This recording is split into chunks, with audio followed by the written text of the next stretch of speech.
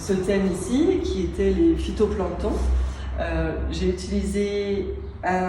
mis en place en fait une projection lumineuse d'un de mes dessins sur un modèle nu, et après j'ai accentué avec de l'acrylique blanche la possibilité de faire ressortir des éléments des phytoplanctons qui viennent expliquer la place de l'humain au sein des phytoplanctons, c'est-à-dire que au sein du vivant, et quel est le regard que nous portons, et magnifier en fait ce regard, et accorder de l'importance au fait que les phytoplanctons font de l'oxygène et nous permettent à nous, êtres humains, d'être vivants.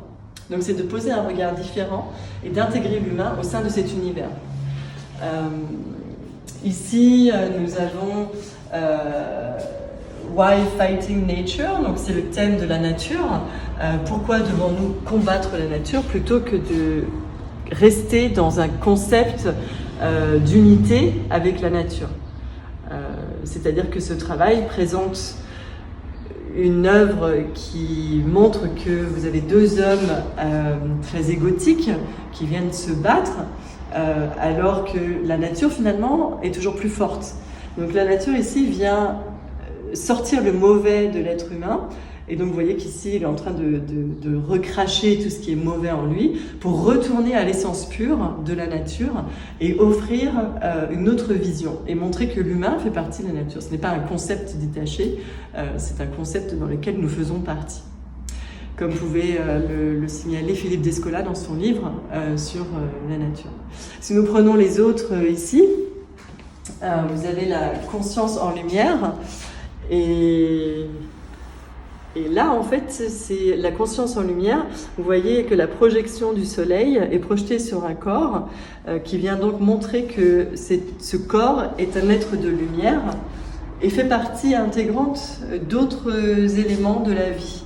Et donc c'est pour pouvoir recontextualiser la place de l'humain dans cet ensemble.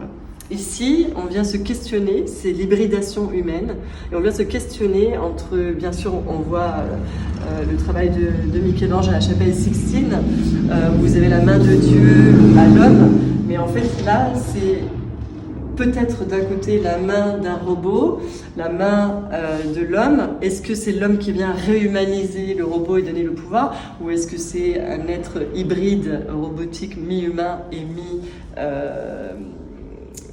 mi-androïde, en fait, humain mi-robot, qui vient contaminer le reste de l'humanité.